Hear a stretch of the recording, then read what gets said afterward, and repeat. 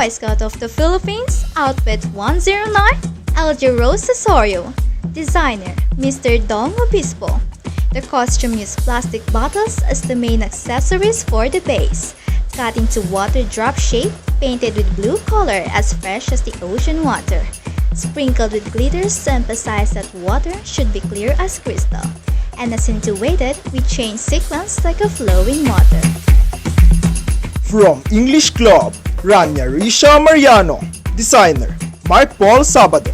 This white eco-wear gown inspired with a white free dove that symbolizes purity, peace, love, and freedom.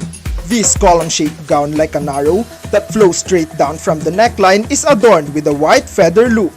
The gown's lower part is colored with blue fading effect is a showcase of the blue beautiful skies in air. And in the middle back of this gown is detailed like the wings of a free dove. From ESP Club, Shari Suzanne V. Gragasin. Designer, Mr. Dong Obispo. Adorned with plastic wrappers, the gown envisions the colors of the earth, its rich blue water and luscious green islands.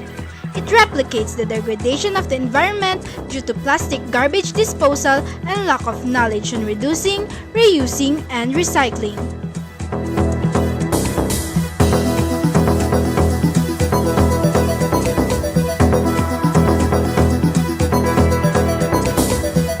Mula sa Samahang Pilipino, Princess Anne Capuno, ang nagdisenyo, at Zamora at Dexter Tinador.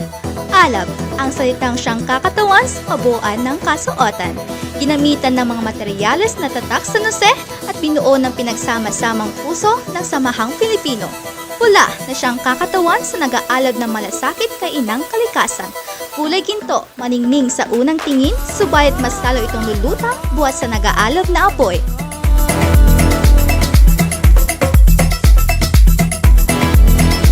From Math Club, Janelle Colleen Pascua. She designed her gown herself. This modern Filipiniana-inspired outfit wants to imply to everyone that waste materials can be a fashionable wear. Also, this costume could be a great help for people to not forget the importance of our earth and our culture. For the whole outfit, she used bubble wrap, papers, and tarpaulin with a taste of modern Filipiniana. From Mape Club, Janelle Agustin. Designer, Angel Ramos. This costume was executed in a modern Filipiniana which was embellished with shell that represents the sea creatures, while the fishnets represents Mangilog Dam where fishermen of our barangay gets their livelihood.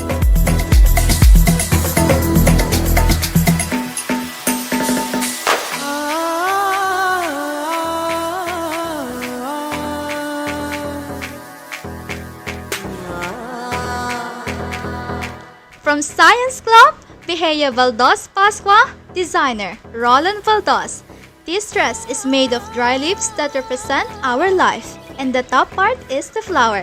It represents the unity of different races or nations in which even we have differences, we can help together as a global community.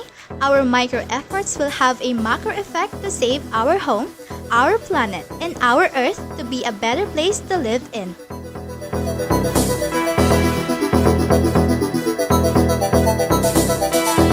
From ELE Club, Elamay N. Velasco. Designer, Agatha Torres. This Phoenix Mermaid cut gown inspired national costume with the color of red depicts the powerful flaming birds along with her burning passion. This costume was embellished with ropes which represents the flames of fire.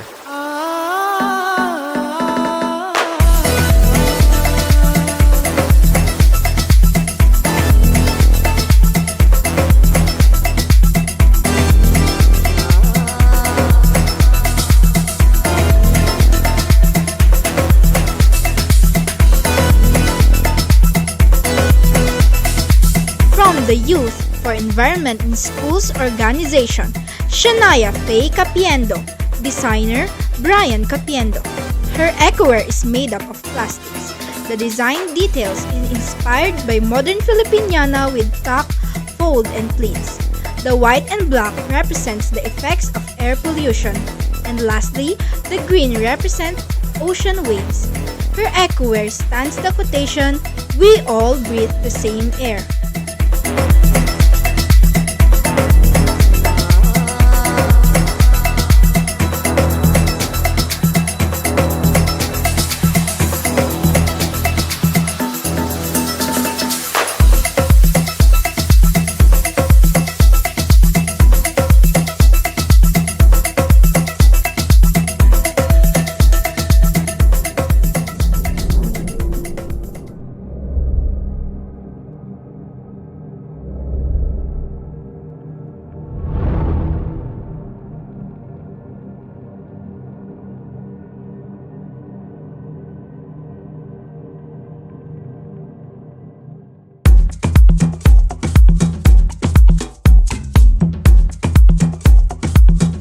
From Boy Scout of the Philippines, Outfit 109, Benedict Tansel.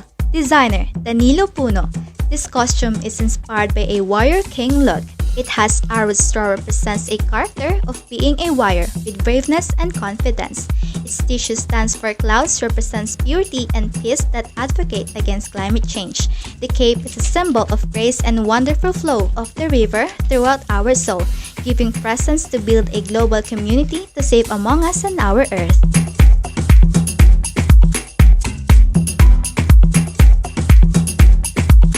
From English Club, John Paul Corcuera. He designed his costume himself. This costume is inspired by a modern barong Tagalog. The coat is made out of chips packaging. Making clothes from discarded plastics means that we can reuse plastic chips that would end up in landfill or worse, the ocean.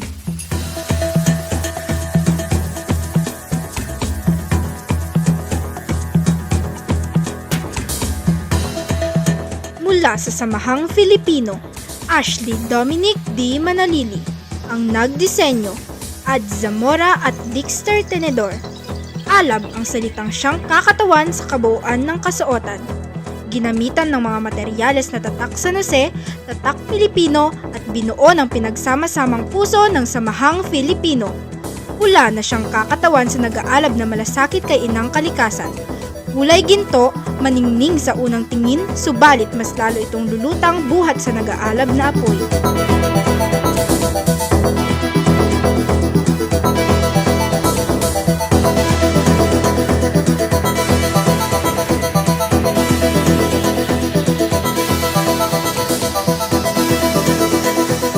From Science Club, PJ Pasco Milio.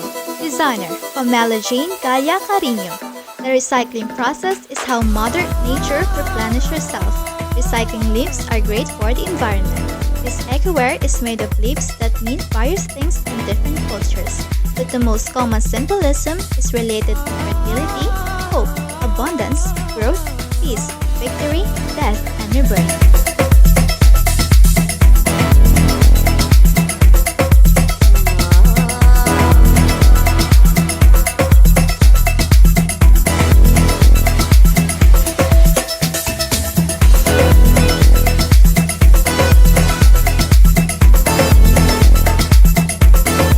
From Mape Club, John Michael Eugenio.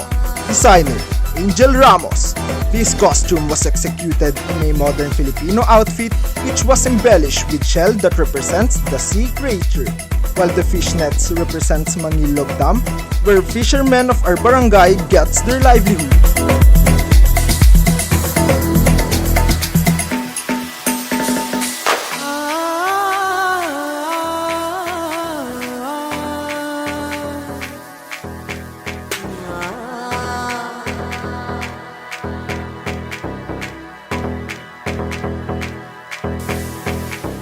From Math Club, Jerwin Sikat.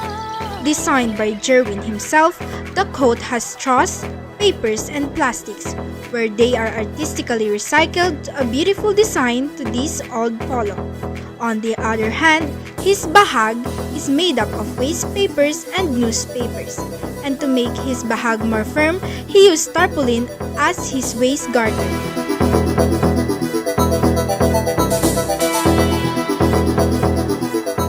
From TLE Club, Ronald Eugenio Jr. Designer, Asnia Dal Valete. The front of this creative costume is mostly made up of feathers which represent the wings of a fiery phoenix. The armor and change symbolizes mighty and brave warriors. The headpiece emphasizes the head of a fiery phoenix. The phoenix bird symbolizes immortality, resurrection, and life after death.